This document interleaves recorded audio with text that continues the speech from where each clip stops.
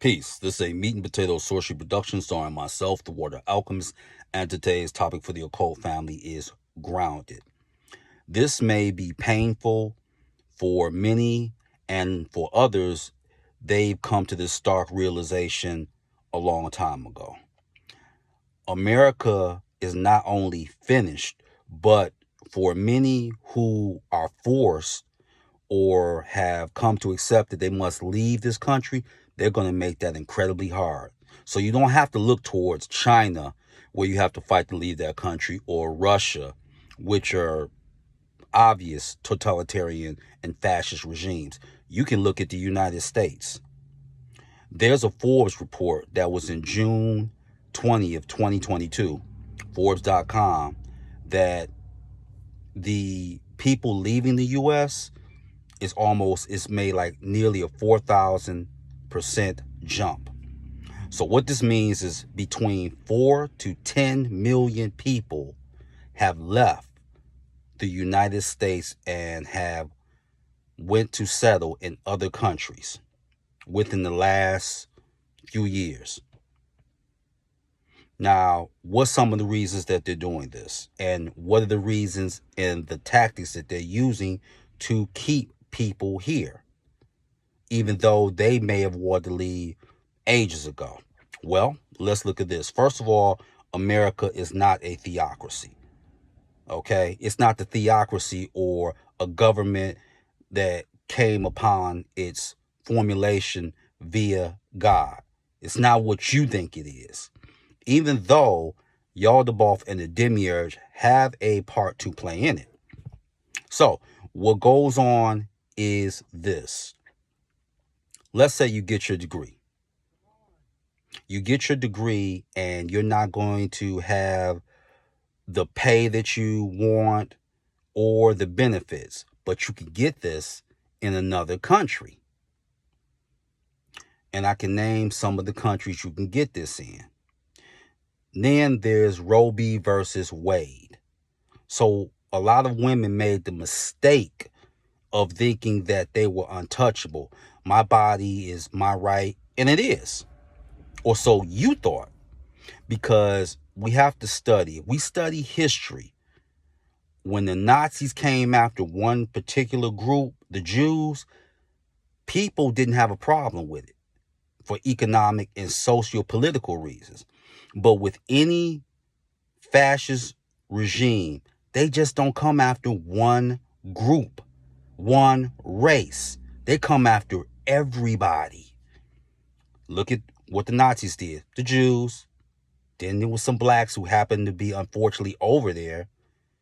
Then it was other German activists, and it was Jehovah's Witnesses.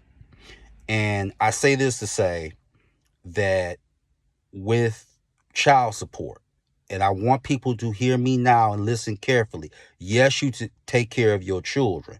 But what's one of the first things that they do that kills you? Child support is painful, but it's the arrears that get you. Because once they get you in the system, and you can apply this to malevolent deities, once they get you in a particular realm or sphere, their job is to keep you there. So they strip you of the right to drive. What does many applications say now? Do you have reliable transportation? Also, well, it's about the money. We want you to take care of your children. But if you going back and forth to court, what's the one thing that you're losing that they want? Money.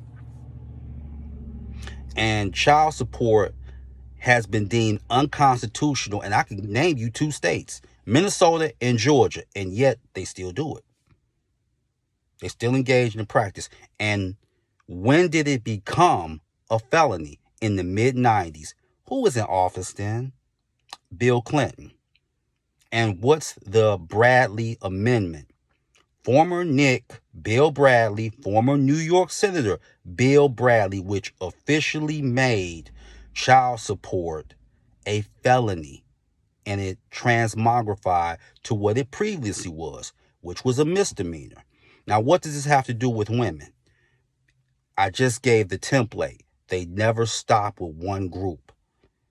In Michigan, you had a certain thing that if you got so many tickets and points and all that, they would come the driver's responsibility fee. Even Rick Snyder was like, this is unconstitutional. Same thing with child support. This is unconstitutional. Well, we're going to engage in states' rights.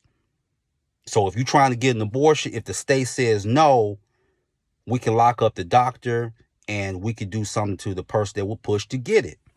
States' rights basically means that we're going to criminalize poor people, women, people of color.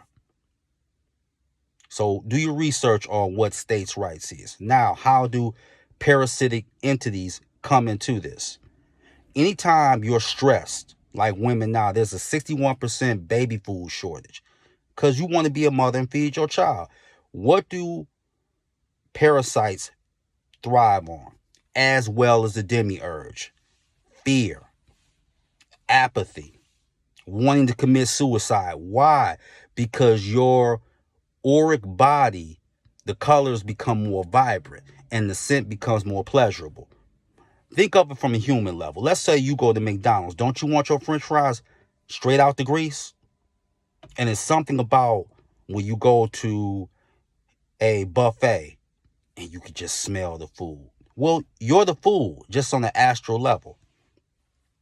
And if you look at the people that do want to leave America for all the reasons, cost of living, etc., what are they doing? They're finding every reason to keep you here by criminalizing you, and also the price of passports goes up and up and up. So if we keep you here, we're going to keep you a slave, and you're still going to be food for parasitic entities and the demiurge. So this is not a country that was created by God. There was a God that played a part in it, but it was the false God. And this is why they're going to use every trick and trap at their disposal that they can.